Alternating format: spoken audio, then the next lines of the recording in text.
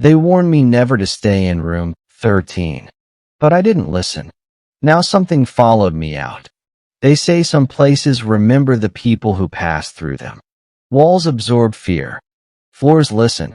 Doors learn how to close on their own. I never believed that. Until the night I stayed in room 13. It started as a simple trip. One night. Cheap hotel.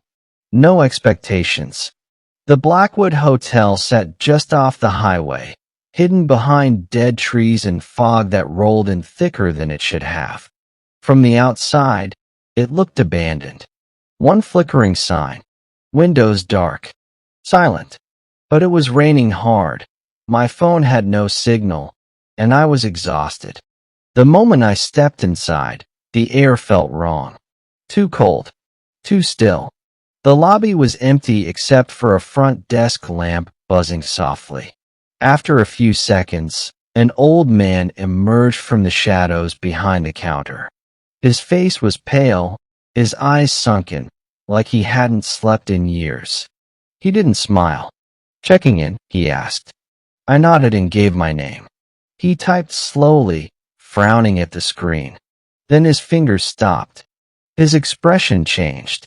"Room 13, he said quietly. The way he said it made my stomach tighten. "Is that a problem?" I asked. He hesitated, long enough to make the silence uncomfortable. Then he reached under the desk and slid a key toward me. "No," he said. "Elevators to your left." That was it. No welcome. No instructions. Just the key. The elevator was ancient. The doors slammed shut like a coffin lid, and as it climbed, the lights flickered violently. For a brief second, the reflection in the metal walls looked delayed, like my movements weren't matching up. The doors opened on the third floor. The hallway stretched far longer than it should have, lit by dim yellow bulbs that hummed softly. The carpet was stained. The wallpaper peeled like old skin. Room 13 was at the very end. As I walked toward it, I felt pressure in my ears, like the building itself was holding its breath that I unlocked the door. The room smelled clean, but old, like something had been scrubbed repeatedly, trying to erase a memory. The bed was neatly made. The curtains were drawn, and the lamp beside the bed was already on. I knew, without a doubt, that I hadn't turned it on. I told myself it was nothing. Old wiring. Long day. Overactive imagination. But when I closed the door, I noticed something else. The room felt occupied. Not physically. Emotionally. Like I had interrupted something. I set my bag down and went to the bathroom to splash water on my face. When I came back, the lamp was off. I hadn't touched it. That was the moment I first saw the shadow. It was high up in the corner of the room, near the ceiling. Darker than darkness. Too sharp to be normal. It didn't come from any object. No light could explain it. It looked like it was watching me. I blinked, and it slowly slid back, melting into the corner. My heart pounded. I turned on every light. The shadow was gone.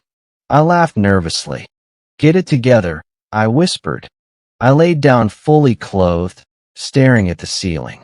Sleep didn't come easily. The silence felt loud, heavy, like something was listening. At exactly 3:13 a.m., I woke up. The room was freezing, and I could hear breathing. Slow, controlled, not mine. It came from the corner of the room. I tried to move. I couldn't. My chest felt crushed, like invisible hands were pressing down on me. The shadow was back, bigger now.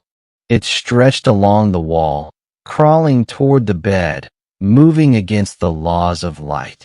As it reached the floor, it began to rise, forming long arms, a torso, a head. No face, just darkness. A voice filled the room. Not loud, not angry, tired. "You noticed me," it whispered. Tears streamed down my face. "What are you?" I managed to choke out. "I am what stays," it replied. When people leave, they leave pieces behind. The lights shattered into darkness. I ran. I jumped from the bed and slammed into the door, yanking it open, only to step straight back into the same room. Room 13. No hallway. No escape. The shadow stood taller now, looming over me. You stayed too long, it said. The floor beneath me felt soft, like it was breathing. I screamed, and everything went black.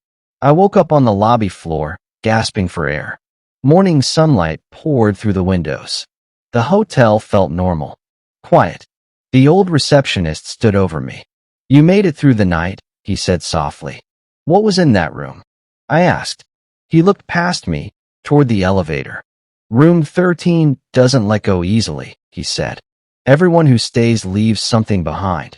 I stood up, shaking, and walked toward the exit. As the glass doors closed behind me, I caught my reflection. Something was missing.